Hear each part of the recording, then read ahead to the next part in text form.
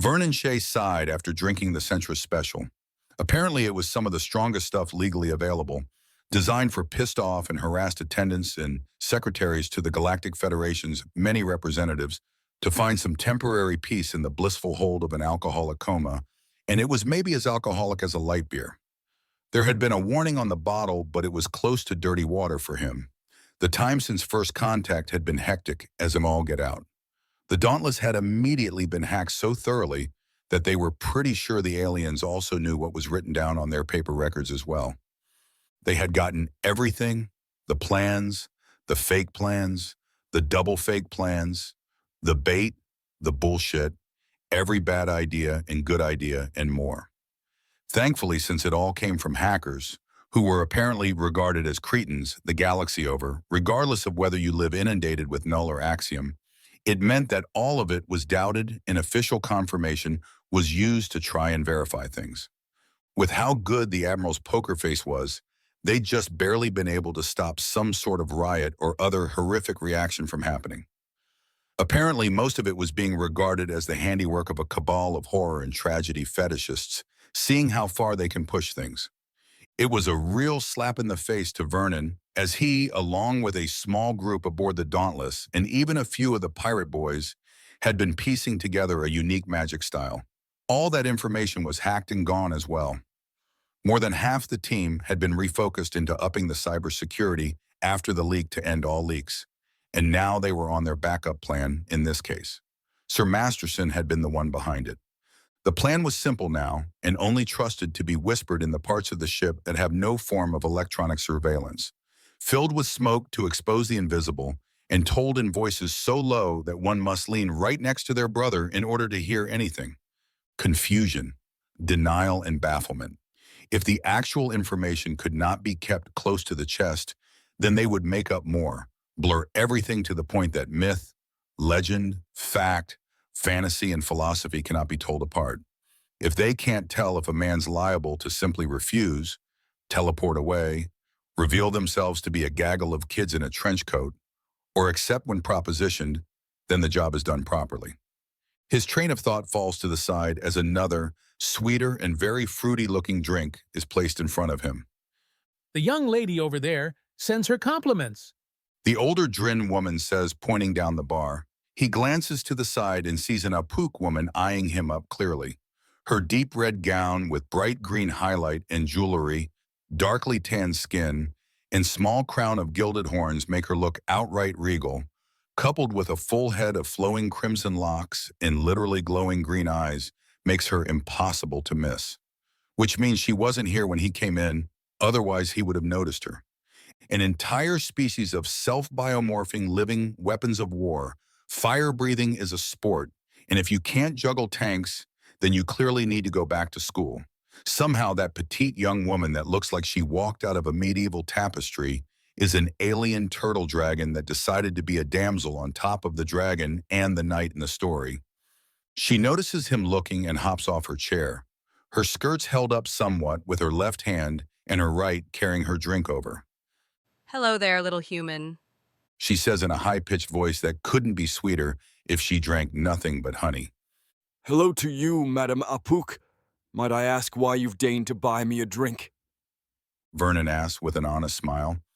I had hoped to begin a proper conversation. You've missed more than half the bar trying to gather your attention in some way or another. The Apuke says gently as she sits on the bar stool next to him. Her movement reveals that she's got a strange frame under her skirt to help puff it out. Then it wiggles as she notices his noticing. You have a tail? He asks, and she titters into her gloved hand. We've just met, and you're wondering about what's under my skirt? How bold of you. She teases, and he blinks, visibly ponders what she said, and then looks shocked. No, I mean it, my apologies. I'm part of a group on the Dauntless called the Nerd Squad. We're on the autism spectrum. There's nearly 100 of us, all obsessed with what used to be science fiction. Now is reality. Part of the spectrum, at least on the high-functioning end like where I'm on, we miss social cues. We miss a lot of them. I'm sorry if I've given offense, I'm trying really hard not to. but there are times I just mess up, and having a mental disorder is no excuse. But it's the closest I've got to an explanation, and Vernon's rambling is cut off by a single delicate finger clothed in fine silk to his lips. He goes very, very still as she smiles gently. I was not offended, young human. I am sorry that you've lived your life in such a state. Although it does make sense now why it took so much to gain your attention. Until I bought the drink, you didn't even notice the many, many longing looks you've earned, haven't you? She asks in her proper sweet tone. His eyes widen a bit and he glances around before sighing. no, I hadn't noticed. I'm actually here on a bit to try and find the hardest drink on the planet. This Centris Special has so little that it barely counts as a hard drink back home. The less alcoholic beers have about this much. Why would you humans be so obsessed with alcohol? Seems to be an odd, like, on a species-wide scale. She asks him and he considers. Is this time for mystifying? It seems like a time to mystify. Or in other words, the complete truth in a weird way that just makes things more confusing. She already has some info. Time to baffle. It's defensive on a species-wide scale. Long story short, as my species struggled in primitivism, one of the greatest threats was microbial. On Earth, everything is out to kill you. Predator, prey, plant, even the water and air itself seeks your death. So we had to find ways around it. Alcohol is a poison we can ingest with relative ease. Yet many of the microbes that would cause horrific plagues, or the parasites that would find a way to consume you from the inside out, would die in it. So it became a popular way of ensuring you had some fluid guaranteed to be safe to drink. He explains and he can tell he has her polite attention. Time to be really baffling. Of course, with axiom being known, a lot of our own historical and religious texts have needed some re-examining.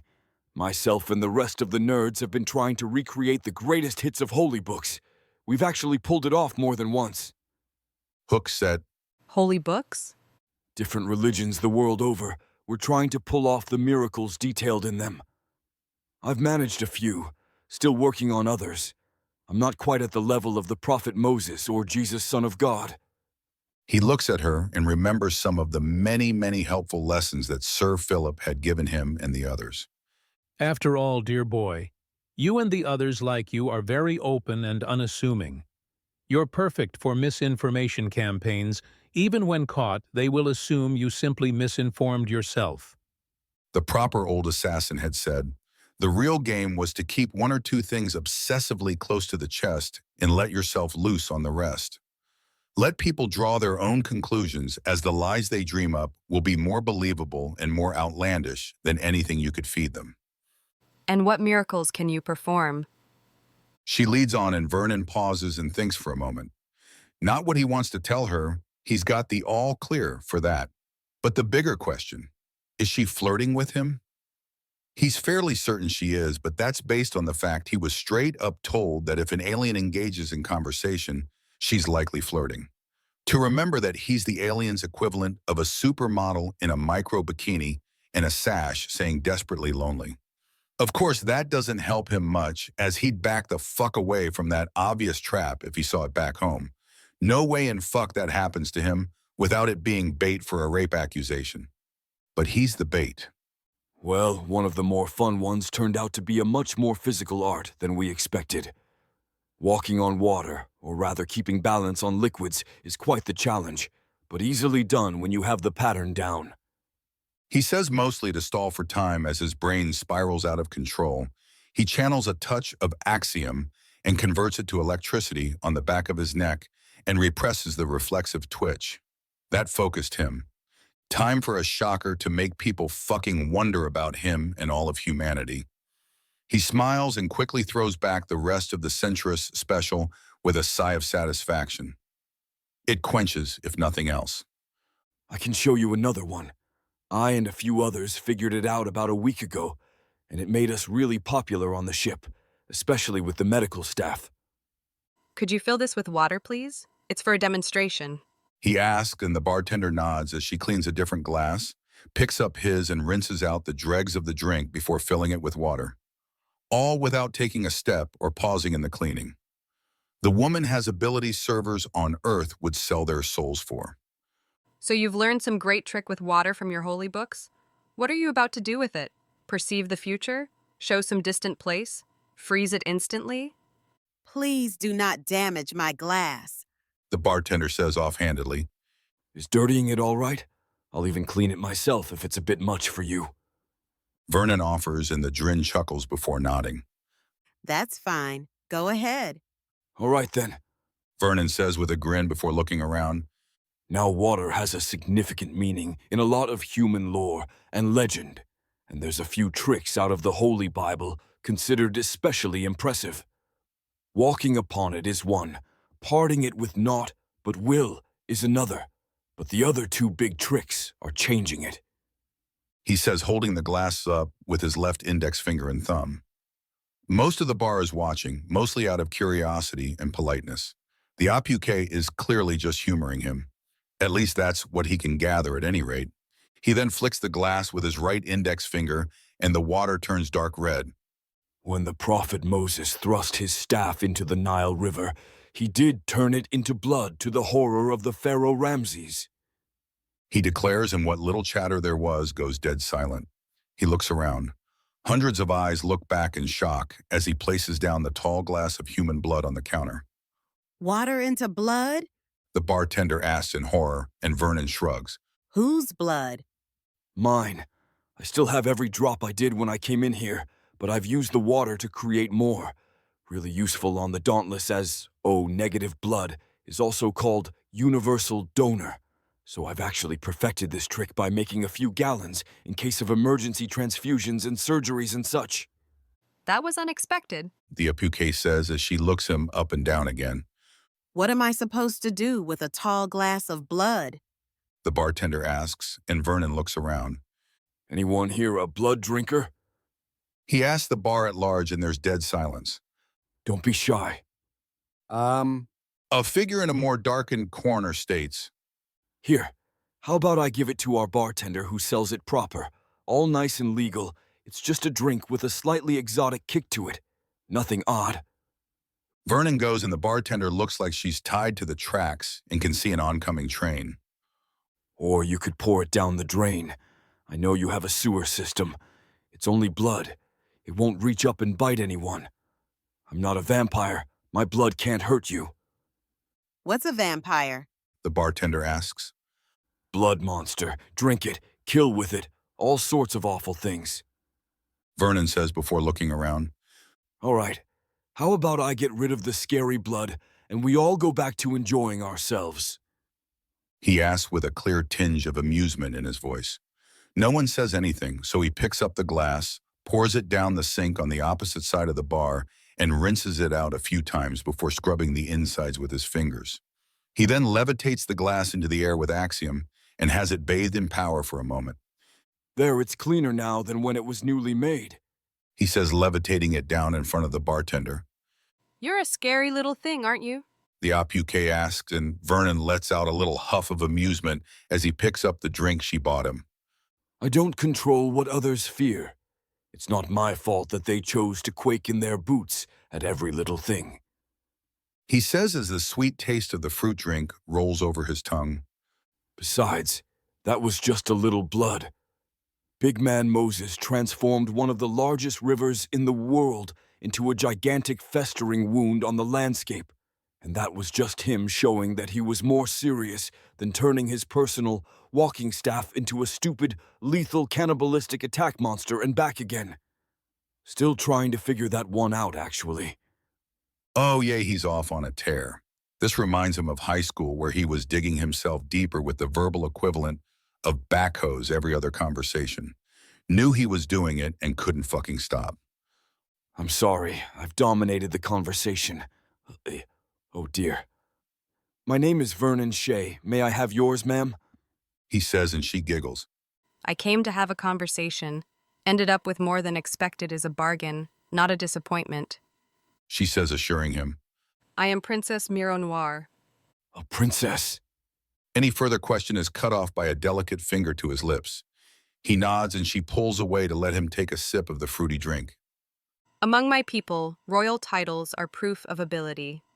Those that win the Shellcracker tournament earn the title of princess. It can also be passed from mother to daughter. Mironoir says, and Vernon nods with a smile. She smiles herself as she sees he's giving her his undivided attention. A small part of herself cheers, an exotic man with divinely inspired axiom arts, and is a humble soul that would appreciate anything on top of being immune to poisoning from any political rivals. Great spine-shelled goddess. This is even better than what she's been looking for. Now she just needs to properly bed and wed him. Why I remember the last tournament quite clearly. My cousin Cia Noir had learned how to manifest blue fireballs, which are much hotter than the standard cherry red most girls attempt. I have a sneaking suspicion your flames would match your eyes. He says, and she pauses before giggling to try and get back on track. How did he know that oh dear, it was like she had swallowed fluttering bugs. Why did I say that? That was stupidly corny and cornily stupid. And cornily isn't even a damn word. Good grief. Ah well, let's see how long this goes before she's utterly sick of me. Well, actually, I've learned the trick to color the flame as I desire. She says, breathing out a tiny tongue of red flame, followed by blue, then pink, then yellow. None of them any warmer than the others. Yet for most, a blue flame is much hotter with a green flame hotter still. However, poor Cia Noir hasn't been able to get quite to the level of a green flame yet. Too stubborn to listen to her cousin? He somehow hits the nail on the head again. How? How is he doing that? He left Cruel Space just weeks ago. She's likely the first APUK he's ever encountered in any way. How does he know? Oh dear, shot in the dark. And I hit the mark, didn't I? I apologize for interrupting. He says gracefully, and she reevaluates him. Perhaps he's not some kind of social cripple, just held to absurd standards. He's been effectively deducing her familial relations on the first meeting, after all. Vernon, my boy, you have got to shut the fuck up.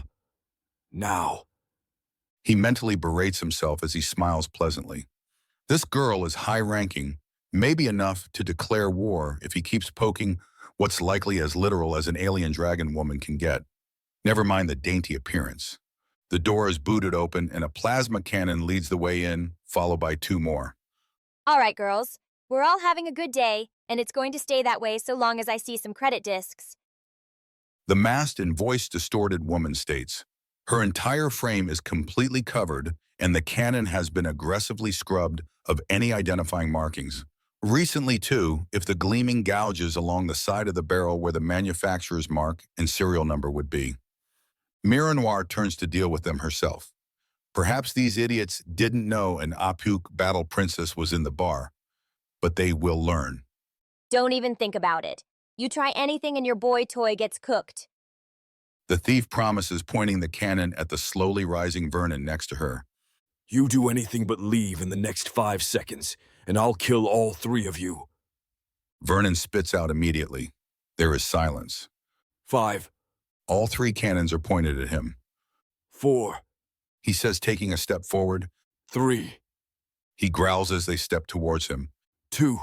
He takes another step, his posture tilting forward and growing hunched as if he's about to charge a trinity of plasma cannons at point-blank range and somehow expect to win. She has to do something, anything, but trying it will just get him shot. 1. He says with a plasma cannon pressed against his forehead and an utterly manic smile on his face. He holds out his right hand with a look of utter fury and focus melded as one, and he claws the air before clenching a fist. Bita. He states, and all 3 collapse to the ground. He straightens up, rolls his shoulders, and all but staggers back to his seat. That takes a lot out of a man. He notes. Someone call a hearse or something. They're done. What did you do? The bartender demands in shock, and he looks back before rolling his shoulders in seeming exhaustion. How much axiom did he channel? She didn't feel anything. No one felt anything. Same thing I did to the water. Conceptually, at least. Water to blood is harder than blood to acid. You turned their blood into acid? Mironoir demands in shock. He was so harmless, so sweet and considerate, and he just straight up killed those thieves with a gesture and a word. Yay, stomach acid. I don't know what you consider a nasty dissolver, but my own digestive tract is nasty enough to dissolve metals, and that nastiness is concentrated in their veins, so if you could call someone to pick up the corpses before the acid eats its way through their skin, you'll save yourself a fair amount of cleanup. He picks up his drink and downs it all in a single pull. That helps. He notes and looks around to see that everyone is staring at him. Not unreasonably. All right, I'll drag out the corpses, unless someone wants to loot them first. He asks and nobody moves. Okay then. In front of the entire bar, he drags out the corpses and has them flopped in front of the street, pushes the cannons to the wall without touching them with his hands, and glances around. If no one else will. He says before pulling out a communicator. He then reports the attempted theft and says he used a dangerous unnamed axiom technique to dispatch of them with lethal results and requests the bodies be taken care of before they become a biohazard. The big B word has an emergency response team arrive in less than a minute. He explains himself to them, then explains himself on record, and they bring out a medical scanner to go over him, then the corpses. Corpses which are then quickly placed in a sealed biohazard containment unit as a clearly distraught expert goes over what she's finding as she scans Vernon again. How are you still alive with that much high-grade acid? Compounds like that are used in emergency power supplies. The stomach lining is giving off a constant amount of counteracid and is also regenerated constantly. No part of that lining is older than 4 days. And what happens to you if your stomach is ruptured? Without immediate medical attention, I die, horribly. One of the cruelest deaths you can inflict on a man. And you knowingly inflicted it on those 3? I got all their blood with that technique. They were dead in milliseconds at most. They didn't have the time to register the burning sensation before they were super dead. Super dead? You'd have to throw someone into a star to be more thorough than what I just did. And you think it's fine to just kill like that? They were the ones that brought death to the bargaining table. They were the ones that showed up with weapons powerful enough to kill everyone in the bar. They forced the situation. They refused to depart when I made my intent completely clear. They are at fault here. It would have taken nothing more than pointing the gun at anything but myself or another patron and just kidding, to save their own lives. Good goddess, this is madness. Look, you crazy Tret. Human. Excuse me? I'm on leave from the Dauntless. I'm human, from Earth in cruel space. And we don't even have forms for your kind yet. The officer groans into her hand. Okay, what were you doing when the thieves arrived? Surely you can pull it off the security feeds. They're already going over them in the station. Just tell me. I was speaking to Princess Miro Noir over there. He begins and the officer holds up a hand to silence him before looking past and right at her. You are an Apuke battle princess? The officer asks, and Miro Noir nods. The officer looks back to Vernon before looking to Miro Noir, then back to Vernon in shock. Attacking an Apuk battle princess in numbers of 5 or less with lethal intent is considered suicide. Okay? Vernon's question is clear. Apparently, I'm going to have to put humans in that category too. Good goddess, I'm far too sober for this. You are at a bar, Vernon remarks. I'm on duty, you cretin. The officer snaps and stomps away. Apparently that was the whole investigation. Hey, what about the plasma cannons? He shouts after the cop, who's apparently just done with this shit already. Blow 'em out your ass. Excuse me? He demands, leaning out of the bar and watching as the response team leaves like they want nothing to do with this. He turns back to the bar and looks around. Okay, what am I missing? He demands, and Miro Noir titters a bit as she regains herself. Walk with me. We can both explain ourselves. She says, walking up. Yeah, explanations would be nice. First, last, next.